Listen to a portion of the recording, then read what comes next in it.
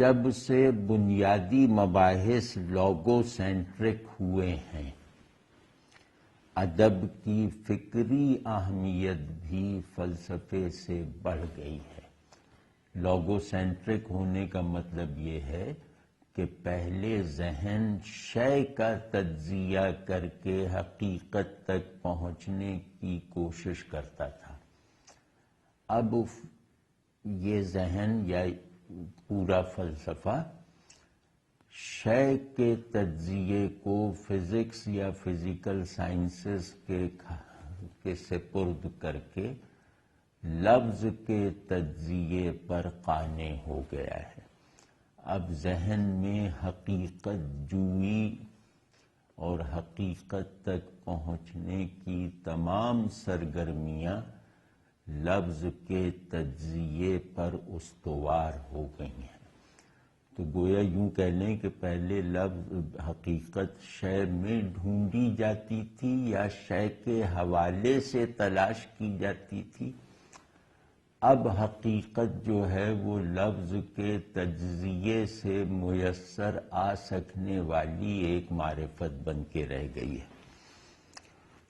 تو لیکن اس سے آپ فلسفیانہ تنزل کہیں یا فلسفے کی سمت کا صدیوں کے بعد بالآخر درست ہو جانا کہیں، ہمیں سر دست اس سے بحث نہیں ہے۔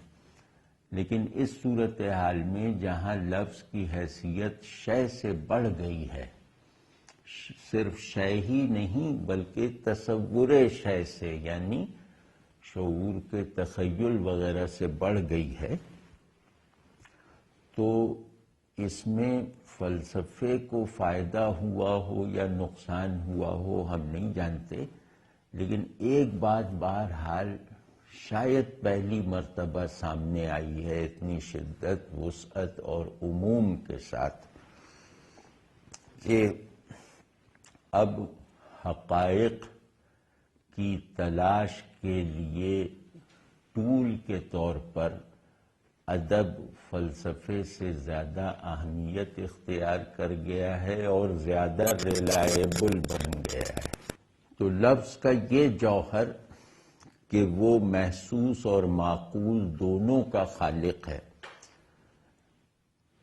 اسے شعور اور اس کے تمام مظاہر سے بے نیاز اور ماورا کر دیتا ہے۔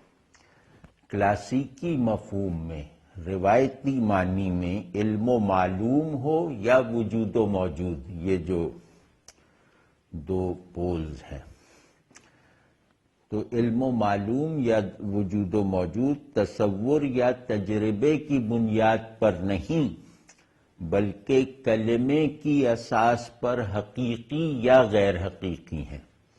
اس لیے معنی، لفظ کے معنی اپنے آخری تجزیے میں لفظ کے بے شمار اوصاف میں فقط ایک وصف ہے اور وہ بھی اعتباری۔ ہماری روایت میں معنی وہ تصور لفظ ہے جسے ہمارا شعور، خواہ جمالیاتی ہو یا عقلی، اپنے بعض خلقی نیچرل مطالبات سے مجبور ہو کر گھڑ لیتا ہے۔ ایجاد معنی کا یہ جبری عمل چونکہ ایک تصدیقی ڈیٹا اور مطلب ایک جیسے لازماً ثابت ہو جانے والی کیفیت بھی رکھتا ہے، لہذا معنی مستقل اور عام نہ ہو تو بھی ایک قابل اثبات حقیقی پن بہرحال رکھتا ہے۔ اعتبار کہتے ہی اسے ہیں کہ اس میں حقیقی پن کا غلبہ مفروضے پر غالب ہو، اور یہ حقیقی پن حقیقت کا التباس یا دھوکہ یا وہم نہیں ہے، بلکہ اس ضروری دلالت یعنی انڈیکیشن کی طرح ہے جس میں انڈیکیٹر اور انڈیکیٹڈ یا سگنیفائر اور سگنیفائڈ یا اشارہ اور جس کی طرف اشارہ کیا جائے دونوں ایک مغائرانہ اور آپس میں ٹکراؤ رکھنے والی آئیڈینٹی یا ایک آئیڈینٹیکل مغایرت اور تصادم اور اختلاف کے حامل ہوتے ہیں۔ یہی وجہ ہے کہ شعور حقیقت کے معلوم ہو جانے کا تقاضا نہیں کرتا، بلکہ اس کے موجود رہنے پر ہونے پر قانع رہتا ہے۔ یعنی انسانی ذہن کی امنگ یہ نہیں ہے کہ حقیقت پوری کی پوری اس کے قبضے، دسترس اور رسائی میں آ جائے۔ وہ اس کو محال سمجھتا ہے، لیکن اسے محال سمجھتے ہوئے بھی حقیقت کی طرف اپنی پیش قدمی کو روکتا نہیں ہے۔ کیوں؟ کیونکہ یہ اس کے لیے ایک لازمی مسلمہ ہے کہ حقیقت موجود ضرور ہے، حقیقت اپنے کمال اور کلیت کے ساتھ موجود یقیناً ہے، لیکن اس کا علم میں آنا اسی کمال وجودی کے ساتھ ناممکن ہے۔ تو کیونکہ موجود ہونا اس پر ثابت ہے، تو جو امر بھی ذہن پر مستقلاً ثابت ہو جائے، ذہن اسے تفصیل دینے کی کاوش ضرور کرتا ہے۔ تو حقیقت کی طرف ذہن کا سارا سفر دراصل حقیقت کو ماننے کے تقاضے سے شروع ہوتا ہے، حقیقت کو جاننے کے لیے شاید اتنا زیادہ اس میں وہ سامان نہیں پایا جاتا۔ تو یہی وجہ ہے کہ ذہن حقیقت کو پانے کا پہلو رکھنے والے ہر تصور کو ہمیشہ اعتبار کہتا ہے، کبھی علم نہیں کہتا، چاہے یہ ذہن سائنٹیفک اور امپیریکل ہی کیوں نہ ہو۔ تو حقیقت کا ہر تصور اعتباری ہونے کے باوجود حقیقت کی معلومیت پر نہیں، اسے نویبل بنانے پر یا ماننے پر نہیں، بلکہ اس کی موجودیت پر دلالت کرتا ہے۔ یہ دلالت یعنی انڈیکیشن غیر واقعی ہو سکتی ہے، مگر مدلول یعنی سگنیفائڈ یعنی حقیقت موجود پر شعور کا قیام حتماً حقیقی ہوتا ہے۔ بالفاظ دیگر، معنی کا اصلی کردار بس یہاں تک ہے کہ اس کے بغیر لفظ یعنی انسانی کلام حقیقت پر شاہد نہیں ہو سکتا، حقیقت کے اس بات کے لائق نہیں ہو سکتا۔ تو اس لیے معنی دراصل صرف اشارہ ہے، اور جس کی طرف اشارہ کیا جا رہا ہے، اس تیر کا رخ جس منزل کی طرف ہے، وہ منزل موجود تو ہے مگر معلوم نہیں۔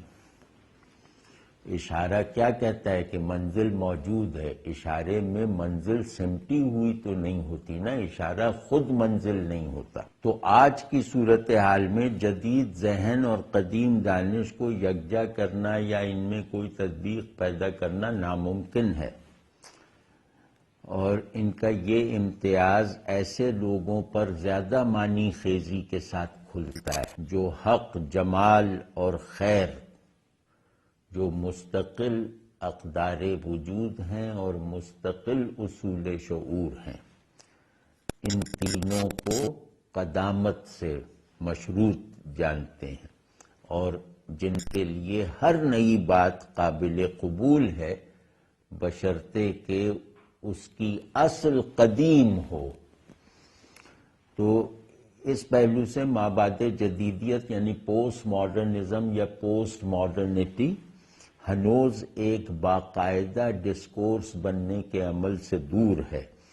ابھی اس کا حیات و کائنات سے وہ علاقہ پیدا نہیں ہوا جو ڈیفینیشن اور ڈیفائنڈ کی جبری عینیت کا بوجھ سہار سکے اور اسے شعور کی اس ساخت میں کھپا سکے جو مستقل ہے اور جس میں تبدیلی کی کوئی قوت ہمیں میسر نہیں.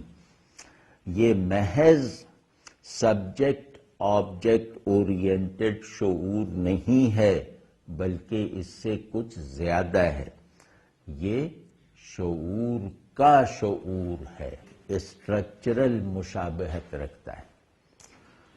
خود ہم اپنی روایت میں رہتے ہوئے کہہ سکتے ہیں کہ جو اسم حقیقت کا قائم مقام ہو. میں ویسی اپنی روایتی ڈسکورس میں سے ایک اصول بتا رہا ہوں نمونے کے طور پر، مثال کے طور پر، کہ جو اسم حقیقت کا قائم مقام ہو وہ کبھی مشتق یعنی ڈیرائیوڈ اور معنی دار نہیں ہو سکتا.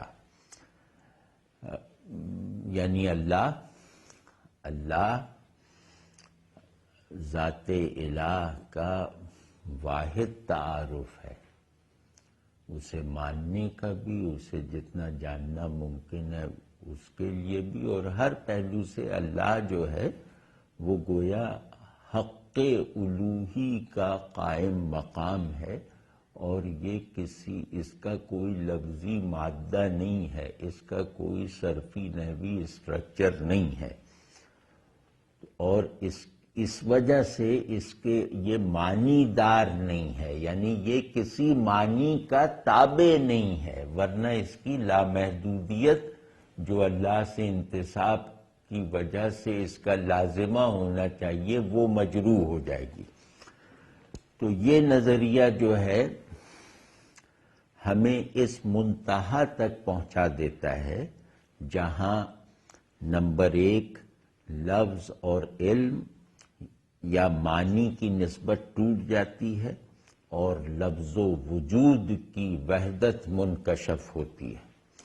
یہ وہ سطح ہے جہاں آج کل کے لسانیاتی فلسفیوں کی اصطلاح میں لفظ کی افتراقی ماہیت معدوم ہے. نمبر 2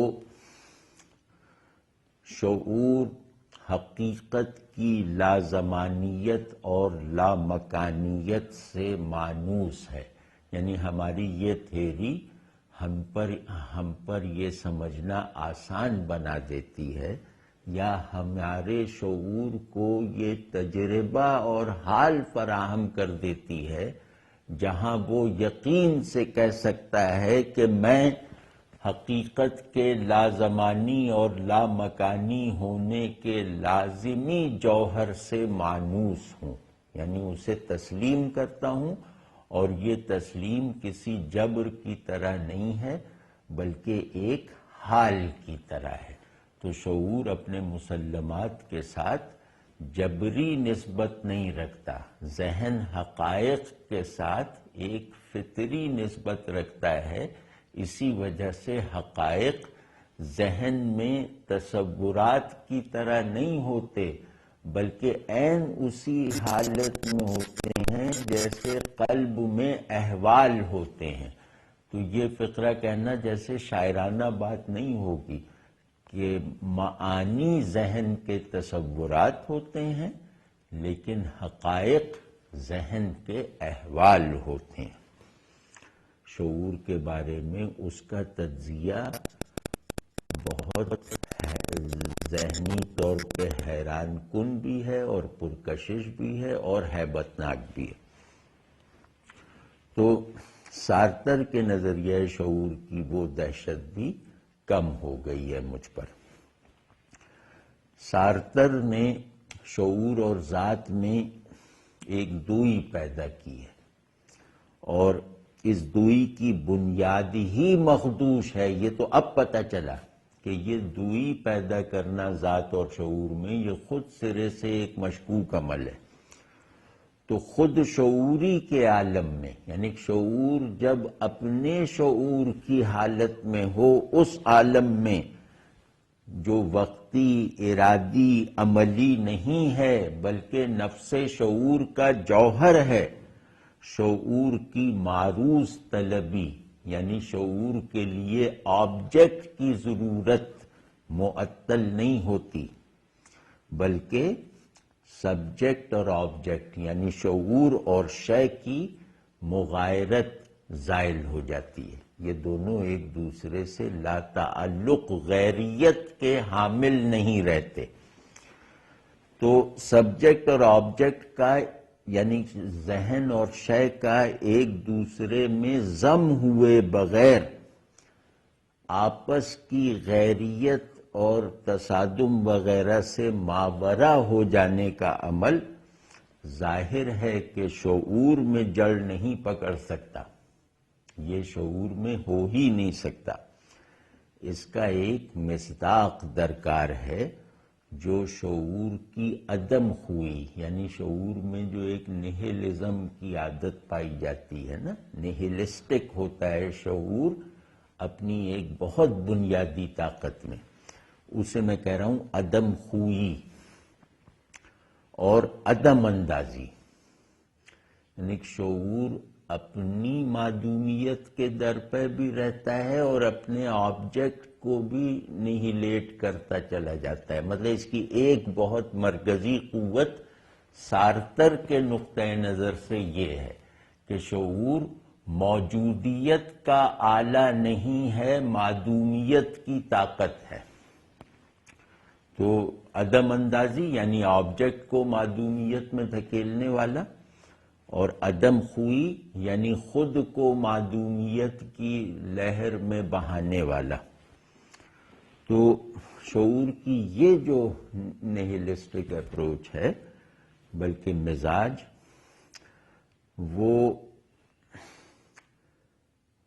اسی وقت تک ہے نا جب تک کہ شعور کے اندر یا باہر کوئی شے اتنی تصدیقی شان اور قوت کے ساتھ سامنے نہ آ جائے جو خود شعور پر باور کروا دے کہ اس کا یہ نہیلسٹک مزاج خود اس کی ماہیت اور اس کے مقاصد سے میچ نہیں کرتا. تو یہ آبجیکٹ جو ہوگا وہ ایک تو یہ کہ شعور کی نہیلسٹک اپروچ کو توڑ دے گا، اس کی نہیلسٹک جو ایک مفروضہ ہے اس کو توڑ دے گا، بلکہ اس کے بلٹ ان نہیلزم کا جتنا حصہ نیچرل اور ضروری ہے، یہ مصداق اسے موجودیت کی قوت میں ڈال دے گا، کیونکہ شعور میں موجودیت کا اسٹرکچر تعمیر ہونے کے لیے ضروری ہے کہ اس کے اندر نہیلزم اپریشیٹ کرنے والی ایک قوت بھی پائی جائے. تو اس کی نہیلسٹک قوت دراصل اگر یہ حقیقت کے متقابل ہے تو شعور کی نہیلسٹک قوت دراصل وجود حقیقت کے اس بات میں صرف ہونی چاہیے. تو وہ چیز یا وہ مصداق جو شعور کے سارے میکینیکل یا اسٹرکچرل نہیلزم سے اور اس کی قوت سے متاثر نہ ہو بلکہ اس کو بھی اپنے کام میں لے آئے، وہ مصداق ہی ذات یا انا ہے جو شعور کی نسبت سے بھی حقیقی ہے اور ہستی کی جہت سے بھی. اس کا سبجیکٹ ہونا بھی ٹھیک ہے اور آبجیکٹ ہونا بھی، یعنی شعور کا شعور انا یعنی خودی پر استوار ہے اور اسی پر منتج ہوتا ہے. لیکن سوال اگر یہ ہو کہ شعور ہمہ وقت اپنے ہی عرفان میں مصروف رہتا ہے تو عالم اشیاء کی موجودگی پر شاہد کون ہوگا؟ یہ سوال میرے ایک استاد نے اٹھایا ہے۔ اب میں اپنی طرف سے یہ عرض کرنا چاہتا ہوں کہ یہ سوال سن کر مجھ پر یہ تاثر مرتب ہوا کہ اس سوال سے گویا یہ ظاہر کیا جا رہا ہے کہ جیسے خود شعوری کوئی عمل ہے جس میں ارادہ اور ارتکاز درکار ہے، ایسا نہیں ہے۔ شعور کا شعور شے کے شعور سے مختلف نہیں ہے، بلکہ وہی ہے۔ تو اس صورت میں اس سوال میں جو موقف اختیار کیا گیا ہے وہ مشکلات پیدا کرتا ہے، شعور کی سمجھ میں بھی، شے کی سمجھ میں بھی۔ تو شعور کی خود استحضاری، یعنی شعور کا اپنے آپ کو اپنے اندر حاضر رکھنا،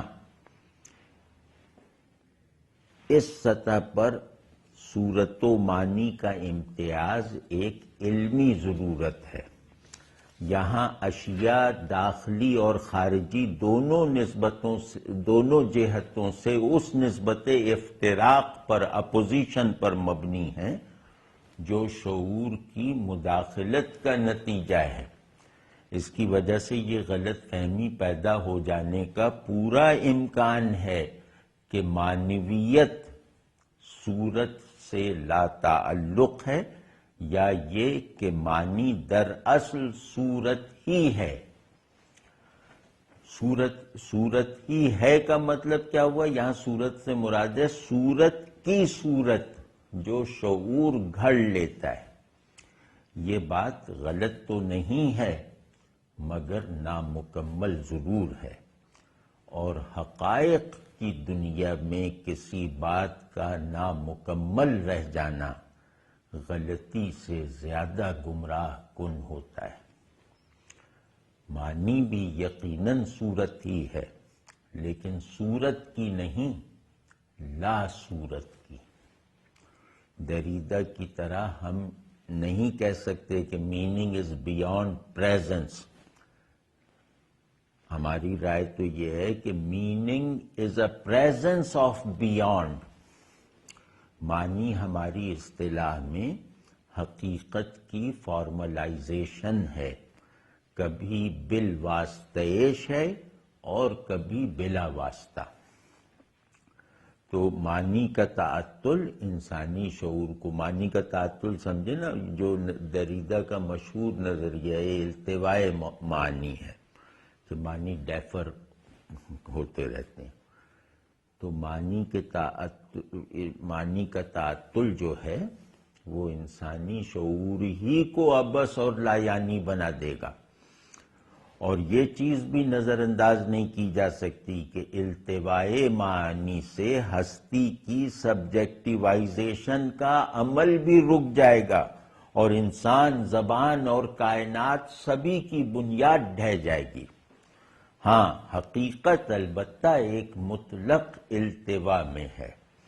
معنی اس حقیقت کی پریزنس ہے، مگر خود وہ حقیقت معنی سے ماورا ہے، اسی لیے التواء میں ہے۔ تو ہماری روایت میں تنزیہ و تشبیہ کی اصطلاحات حقیقت اور معنی اور صورت وغیرہ کے اسی تعلق کے نظام کو بتانے کے لیے ہیں۔